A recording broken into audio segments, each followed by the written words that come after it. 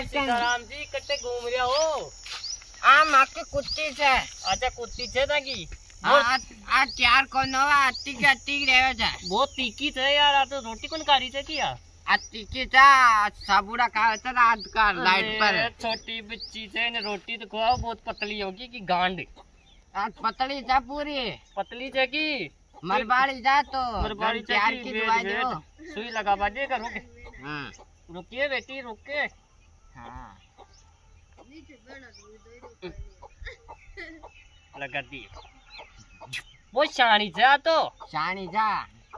अब सुने हां इन्हें 1 किलो मेथी 1 किलो गुड़। अब डायोडी कौन है आ तो गाय थोड़ी चाहिए 1 किलो मेथी तो मैं 1 किलो डॉक्टर यहाँ कोई छू टेडो छू इके ने एक तो 1 किलो तो मेथी। हां 1 किलो अजवान हां और 1 किलो हरी बाकाई के जे की बाकाई के भी वो काई नाम जे अली गुड़ गुड़ गुड़ 1 किलो गुड़ 1 किलो मेथी 1 किलो अजवान। हां ये शाम सुबह दे दीजो तैयार हो जाले रे बच्चे हो जालो के बच्चे दूध हो जाले। हाँ हाँ हो जालो। वाह ले जा आराम ले जा।